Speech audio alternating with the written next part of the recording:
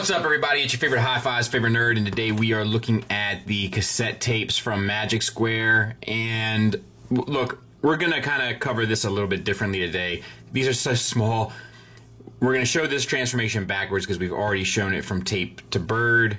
This one we're going to go through, and I want to say that this one looks most like a tape. I guess these two, to be fair, the yellow and silver paint come through. The silver paint comes through here. It works fairly well. Ravage is a square and kind of does his best, and same kind of with Frenzy. He sort of does his best, right? At being so small, it's challenging to pull off and maintain the kind of accuracy for the robot mode, etc. So I get it. These two are successful. These two not so much.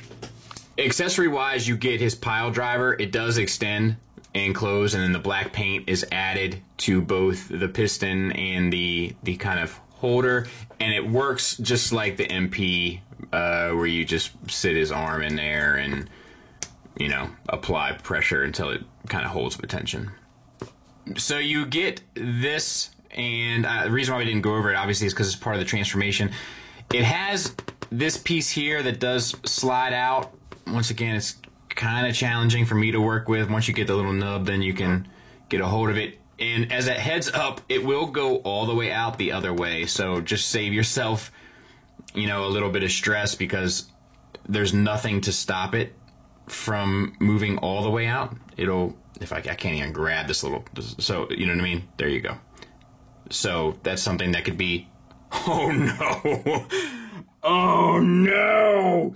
All right, okay, I got it. I was like, dude, what are the chances? Robert. Oh, goodness. So, yeah, just be careful. Don't tempt fate. I won't tempt it again. But, yeah, there you go. He'll hold that. It'll peg into his back. And, you know, it makes up part of the tape mode transformation. You also get this weapon accessory for Soundwave. It must be cut off of the sprue from Rumble because the color doesn't match the blue on Soundwave. But it fits in there and you can spin it around, and I'm not sure who would want to use this anyway, but you know, it's a weird color choice. Like, it should have been silver maybe, or blue, or this color here, or anything that matched Soundwave, but nothing does. He also comes with these magnets, and he comes with 4 of them. I haven't found a place where they seem to insert on the tapes, but it would have been cool if they did. You know, and then, like, especially for Ratbat and Laserbeak in them, you know, if you could have installed a magnet in.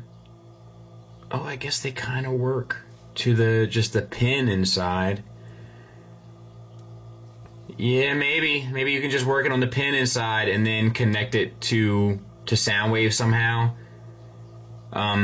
It's pretty interesting either way. Like, I don't see it covered in the instructions, but I haven't done a too thorough of a look either, but maybe they do. But yeah, you get 4 of them, you get 4 tapes. I'm guessing it has something to do with that. They will fit in his chest. However, it is a tight squeeze. You might have to kind of contort it to get it in there, and then, you know, you might have to fight with it to get it out. So I'm not going to do it unless it slips right in, and there's that one. You can see it's going. I could force it and make it happen, but I'm just not comfortable. And the same kind of goes for all of these. And it's just challenging because of all they're not super clean. Do you know what I mean?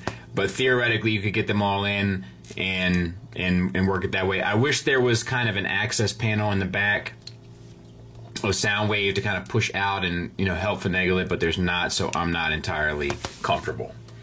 Alright, so this one we're going to go back to tape mode because I covered it the other way on the black version of Soundwave. So tuck the head in, Sound Blaster, is that his name? Whatever it is.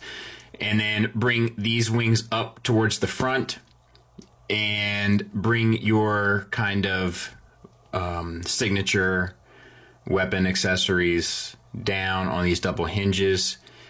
There's really just enough room for it to happen at the right angle, so if you don't have it at the right angle, make sure you act accordingly, because you don't want to put too much stress on this little fin here and cause a potential issue. All right, and then tuck the feet over. Actually, bring these wings down, and then tuck the... No. See, I should have trusted my instincts. I'm so used to my instincts being wrong. Tuck the feet over, and then tuck the wings down. And that should get you back to tape mode. For Frenzy, you got to take off his weapons here. And that's where they plug in tape mode. We'll talk about them here in a second. And then stretch out his arms and bring his waist up on this double hinge. And then just extend your legs. They're on little ball pegs, but they're pretty cool once you get them sorted. It's pretty interesting. And I mean, it's just funny. It's so small, you know what I mean? But that's the world we live in. Alright. Just get it all sorted out, and then bring your arms down, and you're good to go. Actually, is that right? I'm guessing that's right. Moving on to Ratbat, we have his wings and these thrusters. They're tight little hinges, these, so just be aware of them. Flip the wings out, much like Laserbeak, and then spread the wings so he can fly. You know what I mean? You don't want to limit what Ratbat can do. Flip this around. You need a little tool, at least I do, to get his feet out. And then just move your gold pieces around to the back. Sorted. We got Ravage. He's basically 2 squares with a bunch of ball pegs. And you just got to maneuver it until you get it into place. Try to keep your, your kind of animal anatomy right. Flip the tail out. And then the hind legs. The hind legs actually do lend themselves to kind of a very animalistic look with like the knee sitting a bit further back, you know? And then the front legs, swivel them around with the clowns from out of town, and then sort your paw out. And same for the other side. And then just flip up your little missile things here. These are really hard to work with my hands. I'm gonna let you know that. And there you go. Let's go through articulation pretty quick. You get the outward movement of the legs here on Buzzsaw. You get the head up and down. The beak and eyes are painted, which looks nice. The silver weapons are painted. Just like Laserbeak, you do get the flap in the wings. Plus you can get the kind of forward motion of the wings, which I always kind of enjoy. I think it just does add something to it. So yeah, that's him in a nutshell. There's not really a whole lot else to talk about. We'll just stay with the flying things for now. You get the wings up, down, they're a double hinge, and then you can get a little bit of flapping action here, and then the feet can, you can have them just kind of walking around. Just doofy. But yeah, it works. This guy really does work pretty well. The Frenzy is kind of the most impressive one in robot mode. So the head is on a swivel. You get red paint and silver paint on the head. You get this gold paint on the chest. You get the red paint on the abdomen. You get a waist swivel. You get ball pegs that are connected to basically a hinge inside of the chest, so you can get all the way up. You can get all the way around. No real issues. You get a bicep swivel at the ball peg for the elbow, which gets you a 90-degree bend, and that's it for that. And then you got the red paint around the forearm. You have hips, yellow paint there on the waist. You can get your legs up and to the side for basically the full Monty.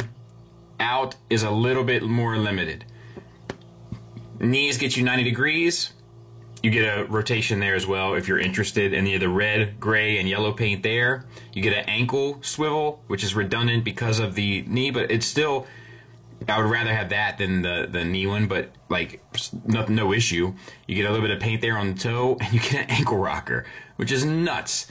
So this is like it's ironic because it's probably the worst looking tape, but it's the best of the robot modes of these tapes so far. And last but not least, but also kind of least, is Ravage. Ravage's head is on a ball peg. You can get up, down, a swivel, like Confused Cat look, and a little side to side. Red paint on the eyes. Arms are on ball pegs. You got a double hinge system for the elbow, which can get you pretty much everything you'd want. And then the paws are on a single hinge. The paws are double paws. Same for the other side, and you have the black paint applied. On the back, you have the silver paint applied, and then you have the same sort of articulation for the ankle, or the knee here, rather. And then nothing for the ankles back here. The tail can wiggle waggle, and you can get like a bit of a crunch, like a pouncing pose out of that abdomen section because of the hinge. So that's pretty cool too. It just looks kind of doofy. You know what I mean? Like, it's just like the legs, everything sits too far out from the body to make it look kind of cool, but it's so small. I think a lot of it's forgivable, but it's also kind of frustrating to work with because it's so small. Size comparison wise, there they are with an old school Iron Factory and a Hasbro Legends offering, and there they are with Tarn. There they are with the Magic Square Soundwave, so they fit right in. Looks perfect. You know, I don't think there's anything about this that I would change in that regard, other than what pieces I distributed with what piece, but you know, they're playing the business game. I get it. I understand. Little slimy, but I get it.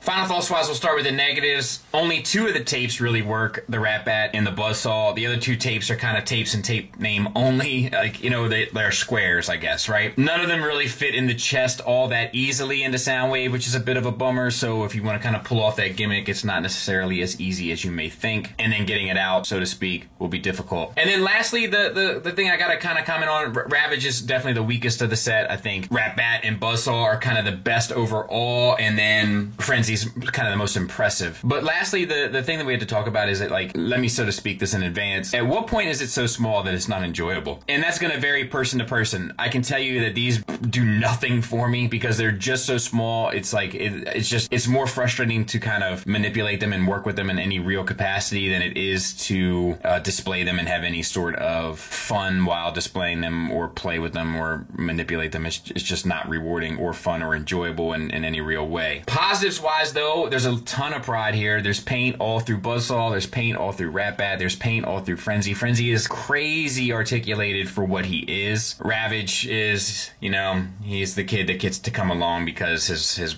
siblings are going. But they scale well. There's definitely pride in them. There's definitely ingenuity in them. There's definitely care put in them. If you want a Legend set of tapes, I can recommend these as a viable option. They work pretty well. New Age is going to be even smaller probably, so God bless, I have no interest in really looking at those. But yeah, it's a pretty interesting set. It's worth it if you want a Legend scale set of tapes. Thanks for listening. Thanks for watching. Until next time, take care.